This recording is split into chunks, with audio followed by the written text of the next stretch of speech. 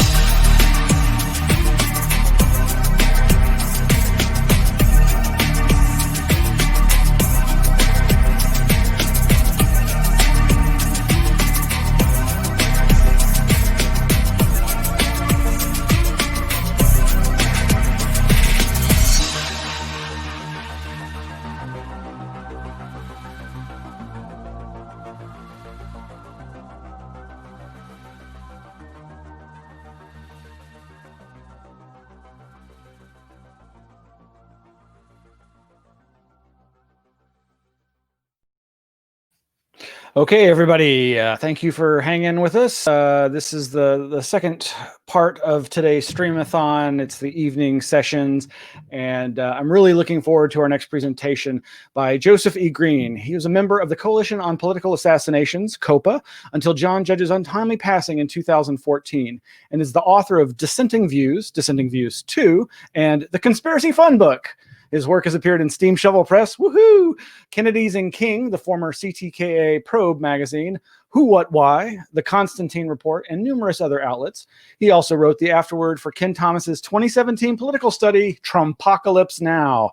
A member of the Dramatists Guild of America, Green's plays Clown Time is Over and The Vapors have both received full productions, and his play The Dull and the Damned was cited in the paranormal radio host Tim Beckley's 2017 anthology The Matrix Control System of Philip K. Dick and the Paranormal Synchronicities of Timothy Green Beckley. He also served as the co-writer and co-producer of the documentary King Kill 63. I've got to find a copy of that, starring Oliver Stone, which appeared at the 2015 Dallas International Film Festival, as well as serving as a research consultant to Randy Benson's 2017 film The Searchers. The CEO of Say Something Real Press, he has handled the publication of The Revolution Will Include Cookies by Dr. Faith Harper and Judge for Yourself by John Judge, and looks forward to his next project, a compilation of the work of Texas-based researcher Richard Bartholomew. And without further ado, let's bring on our guest. This is Joseph E. Green, Joe Green. How you doing? I'm good. How you doing, Miles? I'm so excited. I can tell. It's great. Yeah, I'm trying to get pumped. It isn't hard though, because this is a very exciting subject, and obviously, we've been living through some really, really strange times that have gotten so political, more so than ever before, and conspiracy has become such a weirdly mainstreamed topic. So I'm really curious to hear what you have to say. I think I got a taste of it here and there from some of your other lectures, and I'm going to let you take it away. Is that all right? Yeah, sounds good.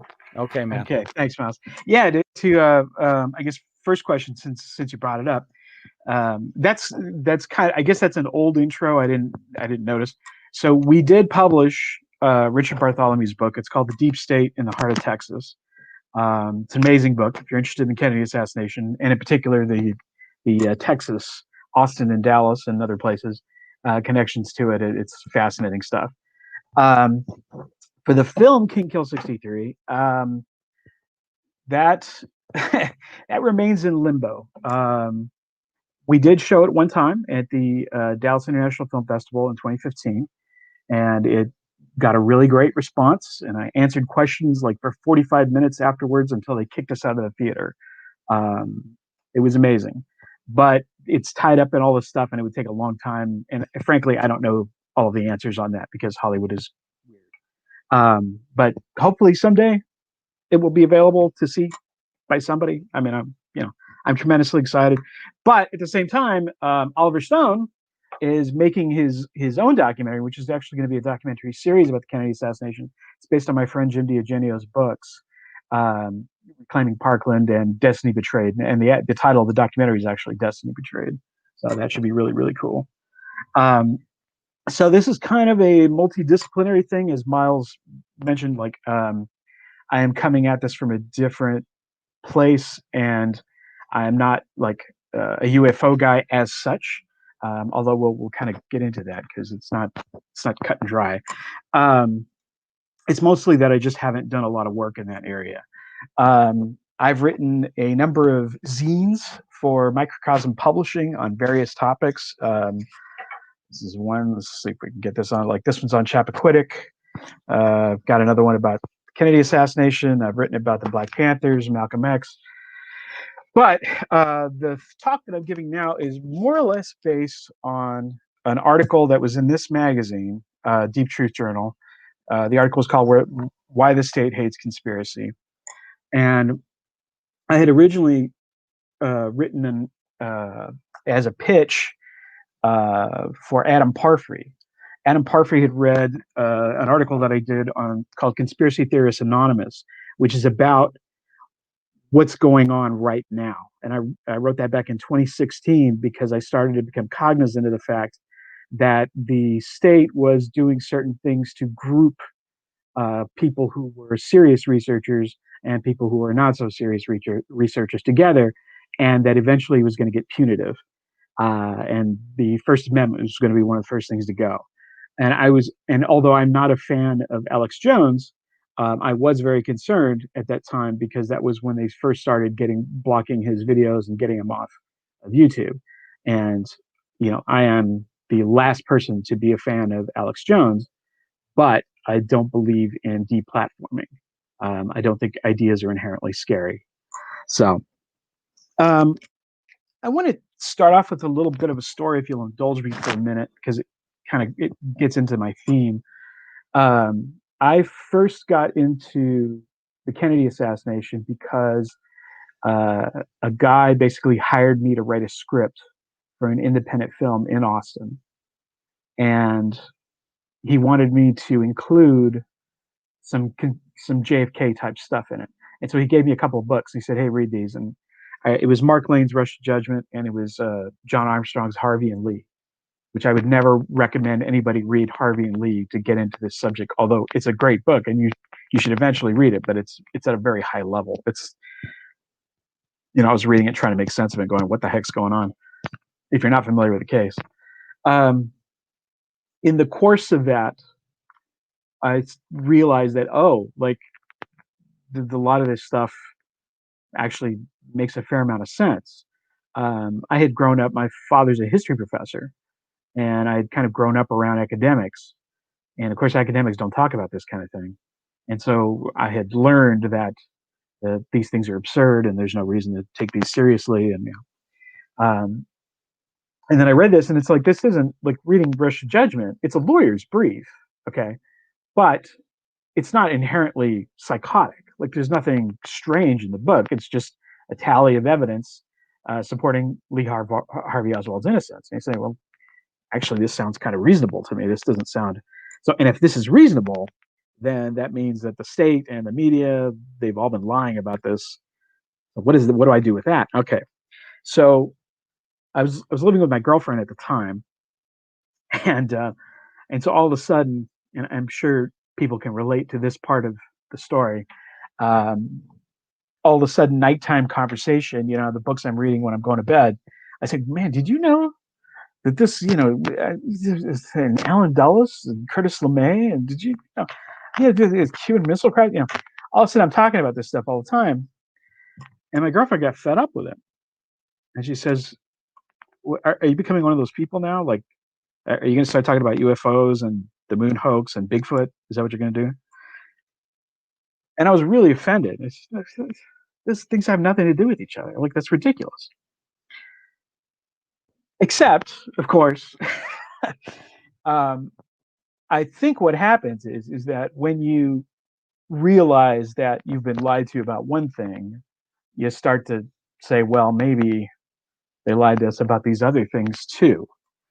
And so, although I have not gone full on into this, and I tend to think of John Judge was my mentor in the Coalition on Political Assassinations, and John used to say that UFOs were unidentified fascist observatories coming down from the May Brussels tree, which is the tree that I'm in as well. So I tend to think that that's probably true, but I don't rule anything out, and that's the point: is that you can't rule any of this stuff out.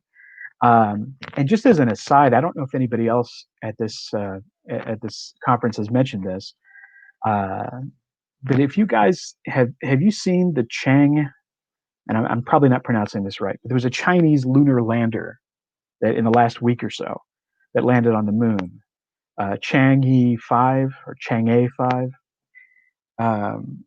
and I looked at the photos, and I had several observations, I guess, but the main two were that, like, they used the Apollo as their model. Like, the Chinese lunar lander is very similar in design and construction, apparently, to the 1969 Apollo craft, and that seems a little strange. It doesn't appear to be made of construction paper, so in that way it's different. But it is odd that you did 50 years later, you would use the same type of design. The other thing that's interesting about it, and I haven't gone into this, but you can see stars in the photographs. So presumably, if any astronomers out there can look at those photographs and be able to see exactly where they are on the moon, if that's a thing. So something to think about there. So anyway, what happened was, so I started getting into all this stuff, and friends and family became concerned. Right, you're going off the deep end. You're going off your rocker. You're getting this ideology. But I had one thing really going for me, which is that when I was a kid, I read philosophy. I got my dad being a professor. He had books all over the house, and I was one of those kids who just read every damn thing I could get my hands on. And so he had a collection of philosophy books by René Descartes and Pascal and all these different philosophers. And I really took to Descartes. And he has this process that's the Cartesian method, right? Very famous cogito ergo sum. He said, I think, therefore I am. Je pense, donc je suis. But what he does is he takes the fundamentals of what he can prove. Like, I see a tree. Is it possible that a demon could be tricking me into there not being a tree there? He said, well, yeah, I guess that's theoretically possible. And then, is it possible that they're tricking me into feeling cold and really it's warm? And all this, he sort of goes down this breakdown of all of his thoughts. And he finally comes down to this point where if I'm being fooled, then there has to be some thing to be fooled. If I am nothing, then I cannot be fooled because I can't access anything. So therefore I think, therefore I am. Well, the great thing about this, and I've taken this my whole life, which is to get down to fundamentals, and also to not throw out ideas just because they sound absurd, because they may be true. I mean, in many ways, all of this is just an exercise in demarcation. You're getting information. You're saying, I think this information is correct because of this. I think this information is not correct. And you're using essentially the same methodologies that any scientist would use. It's just that you're applying it to a different topic. But the conspiracy thing has gotten way out of hand, obviously. And I think if you haven't read Ken Thomas's Trumpocalypse Now, regardless of my afterword, he basically called it. Like, I mean, Trump was barely in office, and Ken just had him down cold. And what was going to happen in the media, because Trump is bringing, in some sense, this conspiracy culture with him, and it's a distorted conspiracy culture, of course, because you've got a bunch of people saying that JFK Jr. is alive and trying to eliminate the pedophile network or whatever, or that Hugo Chavez is responsible for the voting machines that allegedly threw the election for Trump. But those are so far away from what ordinary researchers do. And in fact, Ken's term is parapolitical researchers. We research things that are parapolitical in nature. That is to say, they're about the powers that go into the decisions that get made in all these various places. So the point of it, I guess, that I was trying to get to, which is that this movement towards conspiracy and towards shutting people down is part of the same thing that's going on with the internet, which is to, instead of the internet being this forum for free discussion and free ideas, they basically want to turn it into a shopping center where you shop for your things and you be a good boy and you do what you're supposed to do. And I feel like right around the corner, the Chinese social credit system is coming. Like, we're going to be married to these systems where we have a number and we have a credit card and all that stuff. I mean, it would have sounded crazy 20 years ago, and I would have said you were crazy if you thought that. But it sure looks like that's where we're going. And there was this really hilarious FBI memo last year. If anybody saw it, it was in May of 2019. And I'm going to read it because I just think this is so funny. In the first part, it's sinister because the Federal Bureau of Investigation put out a bulletin. This is May 30th of 2019.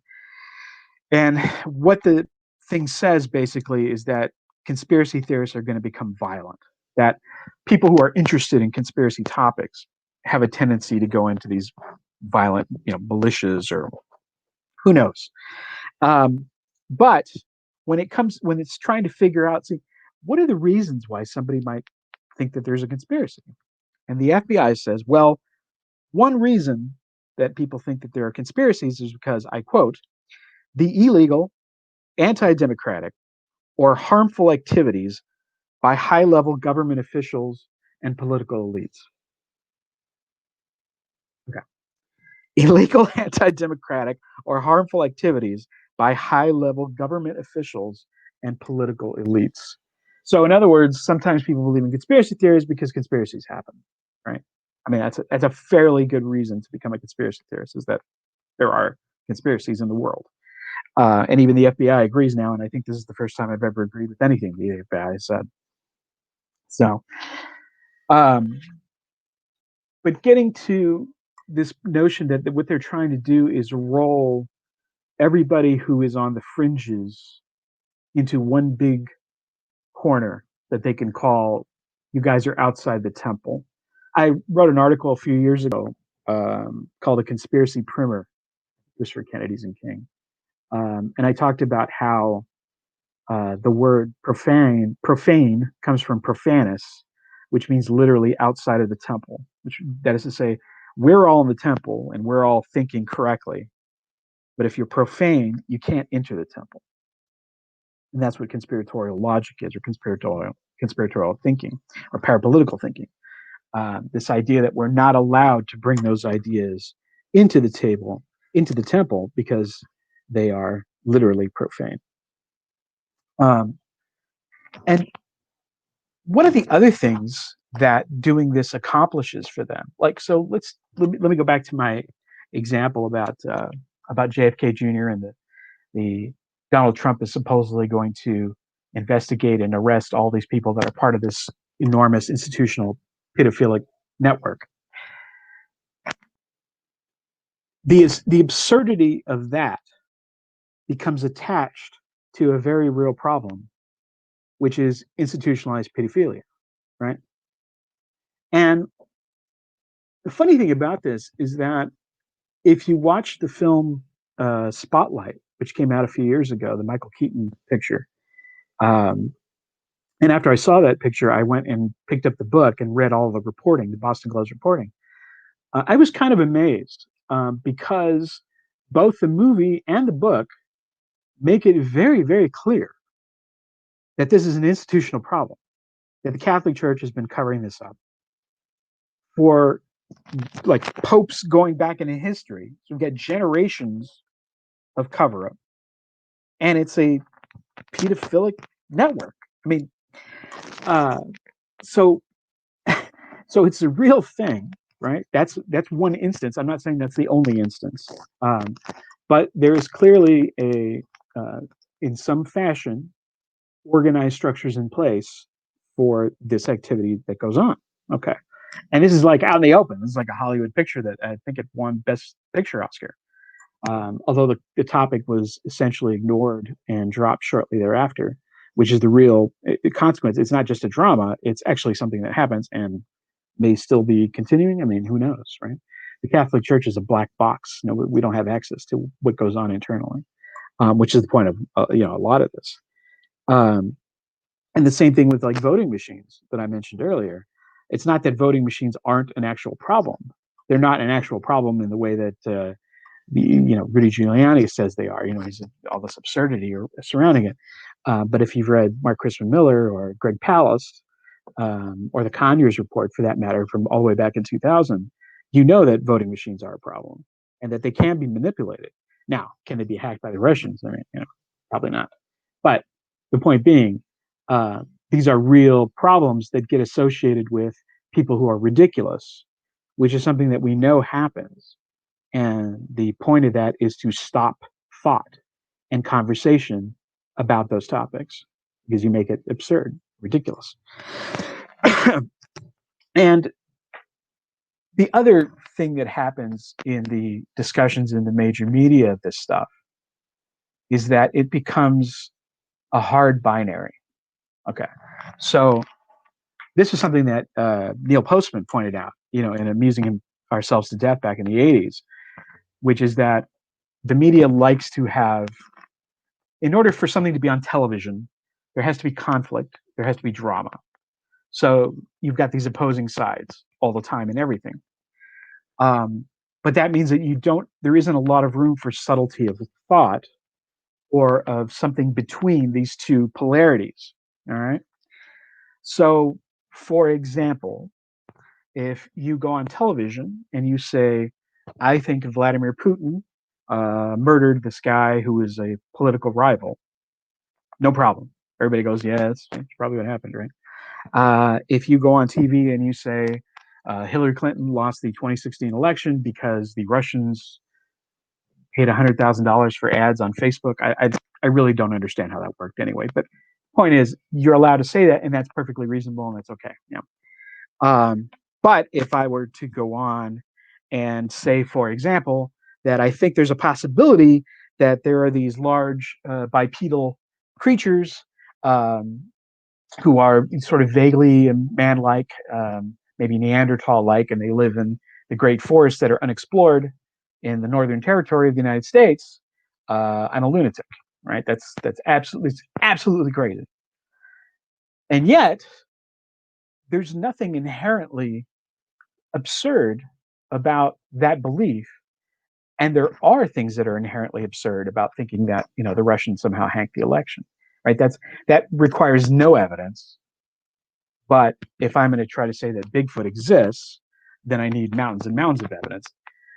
Even though it kind of is, because it's a huge number, and you guys probably know this better than I do, but there are thousands of anecdotal reports.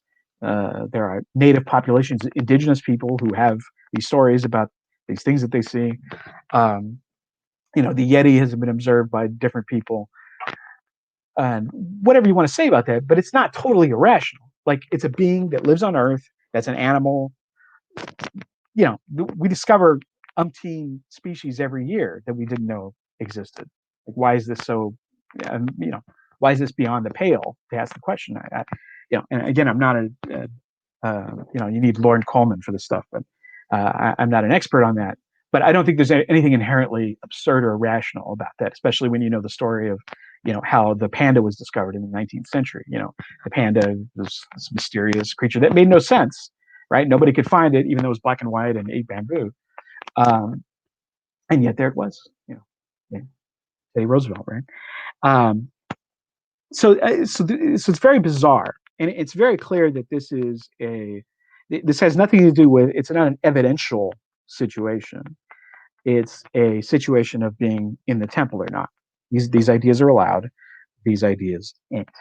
And the other extraordinary part of that, and the thing that really gets me, and what probably my next book is going to be about, is that we have a very peculiar situation in our society in which someone who is a scientist, right, particle physicist, can make very elaborate statements about the universe with this supposed certainty. And the statements that they're making are, in some cases, inherently absurd, right? So no one is surprised if you're interviewing a physicist and the physicist says, I think it's possible that the universe is a computer simulation. Okay. Or if the same scientist says later, there's another possibility. It could be that there are an infinite number of universes. Okay.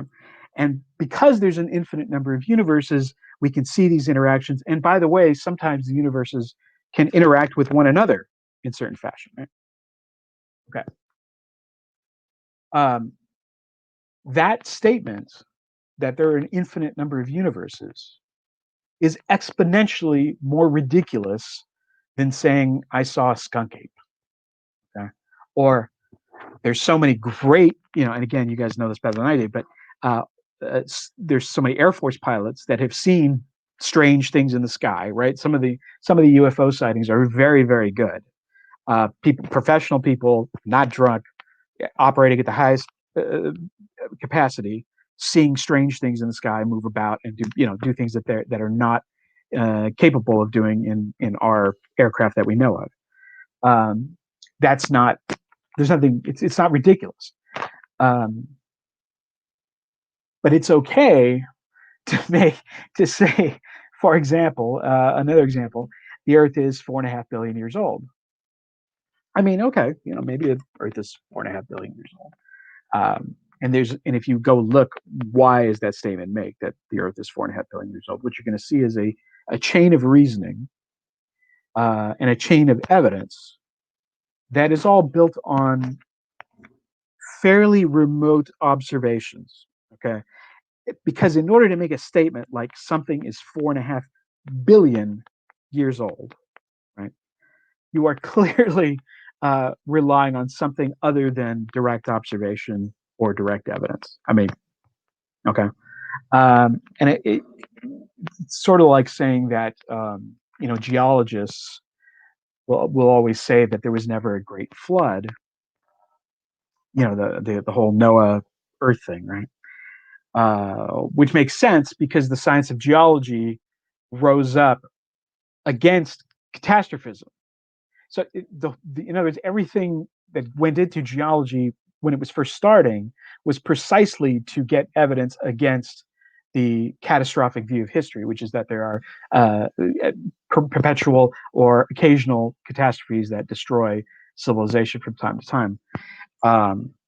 And whereas there are 250 flood stories from around the world from cultures that have no connection with one another, and even some of the details match. Sometimes sometimes the guy builds a hexagon or a box or something, but there are a lot of things that match. I mean, the story is clearly based on something, and it's something that I don't really have a dog in that fight. Like, I don't, okay, there's a flood, there's no flood. The Earth is 4 billion years old. The old Earth is 6 billion years old.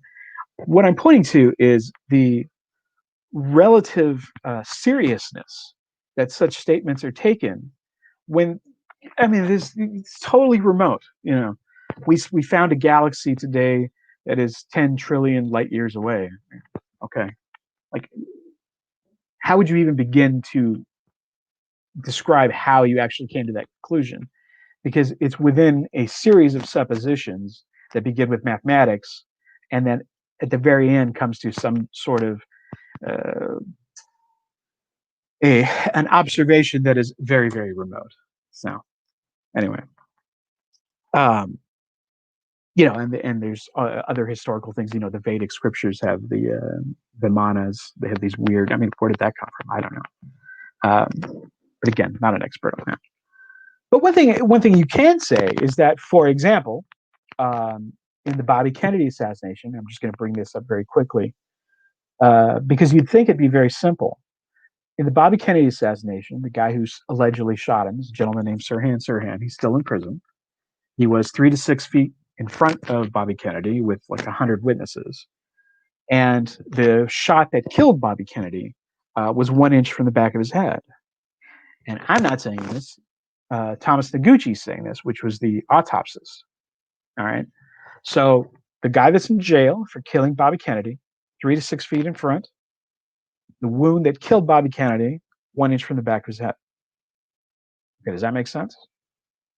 I don't think it does. And if you applied simple logic and simple investigation skills that you would apply to any normal thing, you would immediately come to the conclusion that obviously Sirhan didn't kill this guy. So everyone, the media, the government, the police forces are all saying that he did. So there must be some reason for that. And that's what makes it worth investigating. And Lisa Pease just wrote a really excellent book about that called A Lie Too Big to Fail. So you can check that out as well. But these are the things that really bother me, the difference between what constitutes evidence for something that's allegedly scientific and something that constitutes evidence for things that we investigate as parapolitical researchers. I think there's a huge difference. And we're actually using the same toolkit in many cases. It's just observation, documents. We're applying all those same things. It's just that we're applying it to something that's not allowed, in the temple. And I think of it in sometimes, and this is like borrowed from Michael Parenti. Michael Parenti, he got asked the question that, do you think that powerful people really meet, in these back rooms and they decide things? And he said, no, I think they meet on carousels and they ride on, horses. Yeah, of course they meet in bar. Where else would they meet?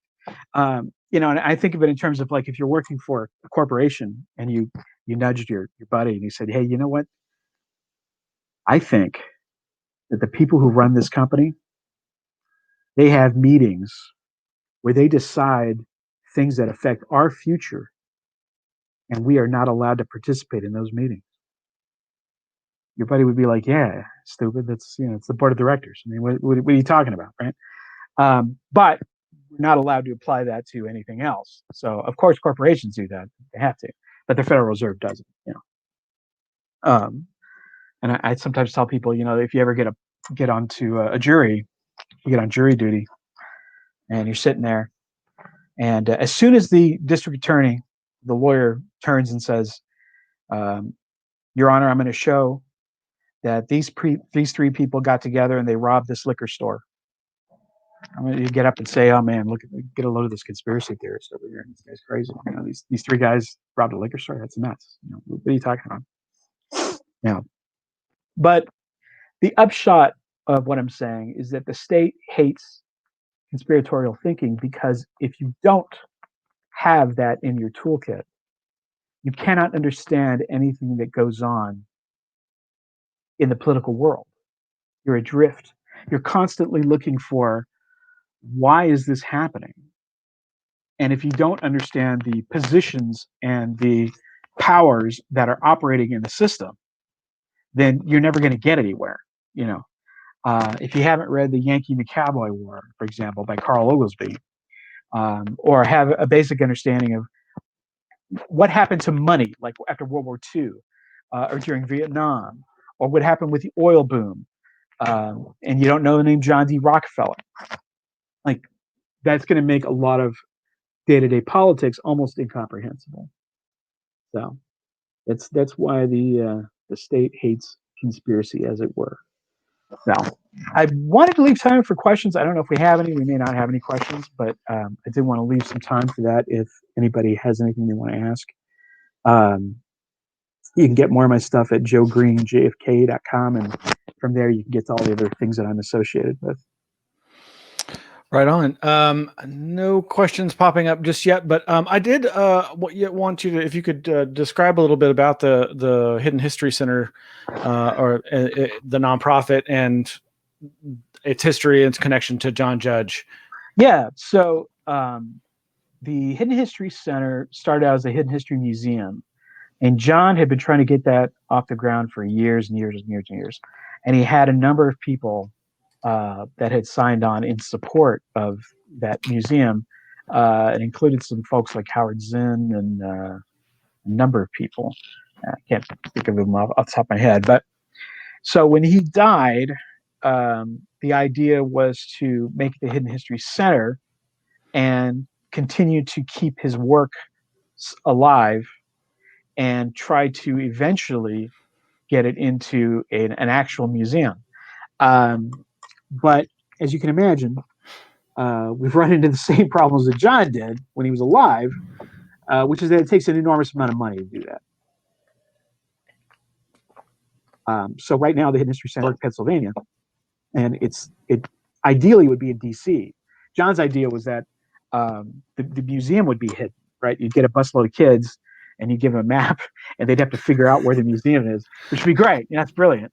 But if somebody out there has $1 billion and wants to bequeath it, we would definitely take it, and we would build that thing there. But yeah, it's so prohibitively expensive, and I would hate to. I know you're running into the same thing, like a digital museum or digital.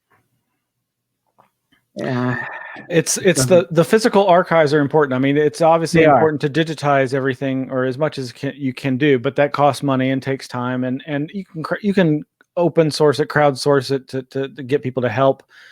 There's been some interesting developments along those lines in the UFO field and the paranormal field, but it's such an important thing, and that's why I really wanted to bring people's attention to it. hiddenhistorycenter.org being the website.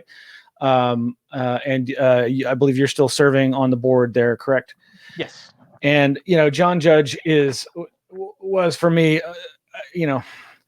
I think I don't know if we've had the Alex Jones conversation, but there's so much that could be said about him, but at the same time, I don't want to give him any more airtime than we already have. But John Judge was the antidote for me.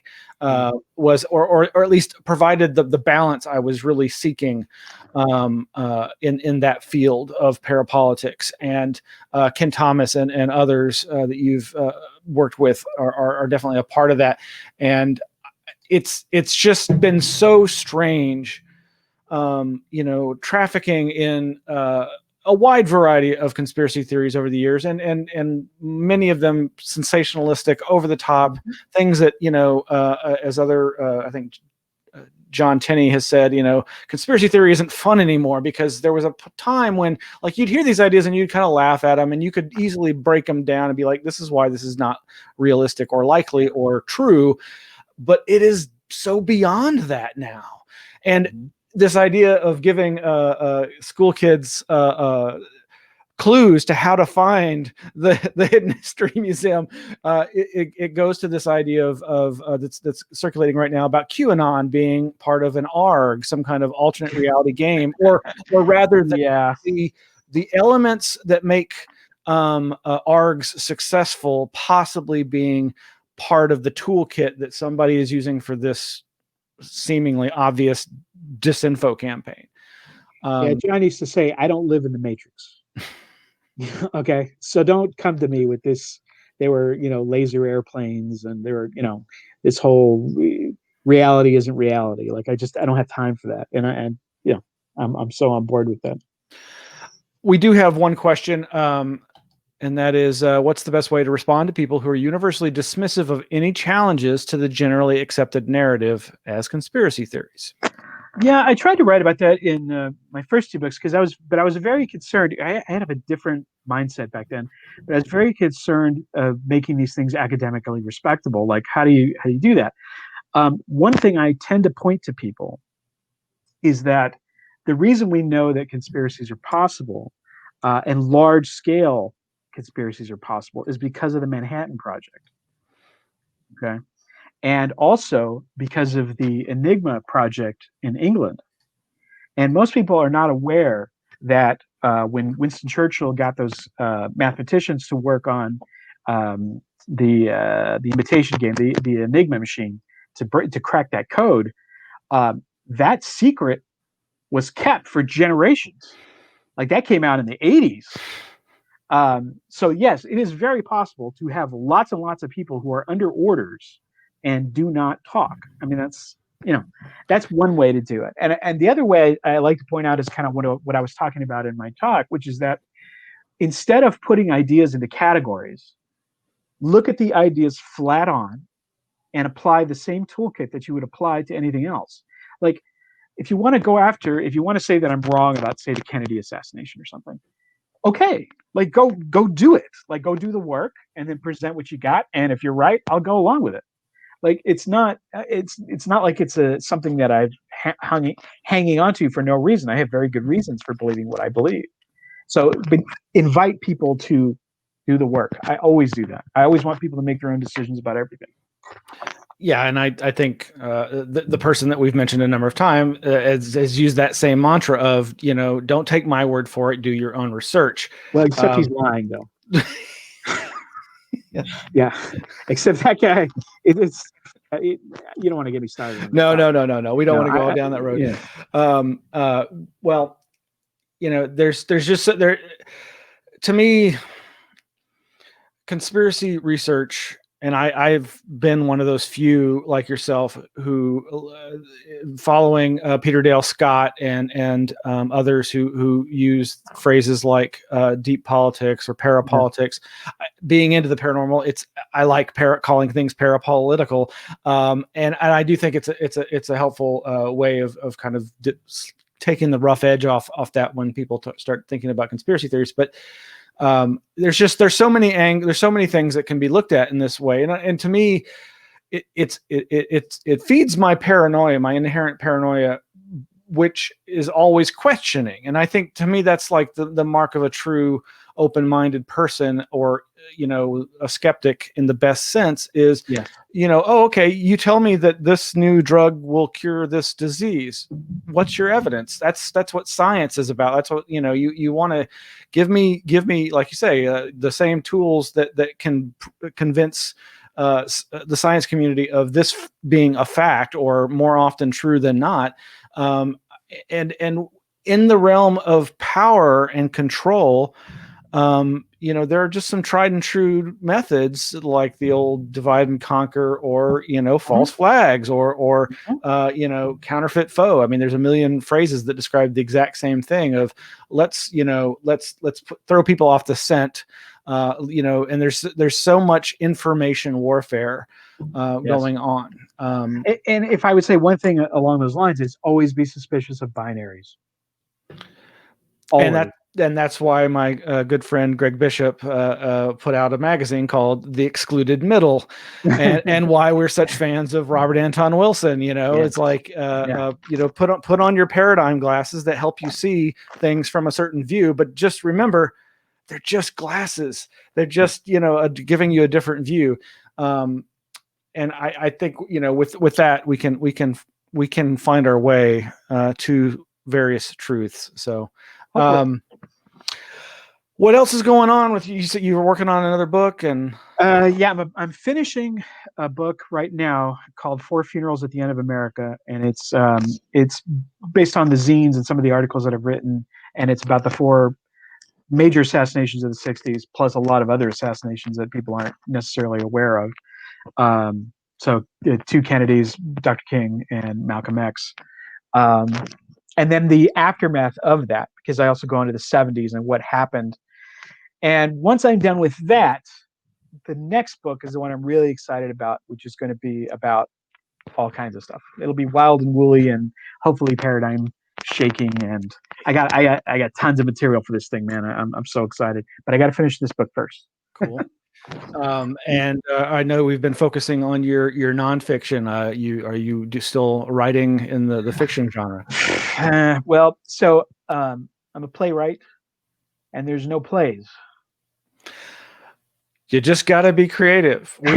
No, seriously, here in Austin, my wife and I went to there's a theater called the Vortex, and they did a modern retelling, very political, of Homer's The Odyssey, and it was all based on you getting your cars, and like it was 3 cars at a time, where like your boat armada, and you would follow a map, and you would use an app that synced to your car's Bluetooth stereo, and the performers were outside the vehicles, masked as necessary and costumed, and performing. It was very cool, and there was like a dozen locations. I actually managed to get lost. It seemed appropriate actually for the hero's journey, but it was a very interesting and different approach to this. And I know that this is just the tip of the iceberg. There's other things and backyard theatrical stuff. Yeah, and it's not the same, I know, but yeah. And I was talking about this with the writer friend of mine, and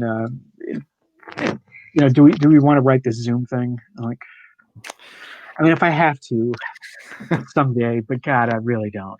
I want there's nothing, people in an audience reacting to the thing that you did is like, you can't beat that. That's like the greatest feeling. Yep. And the musicians will tell you the same thing. Yeah, same thing. Like, oh, I perform, and even the athletes. I'm not big into sports, but this idea, I think there really is something to it. I used to dismiss it, but this idea that they feed on the energy of the crowd.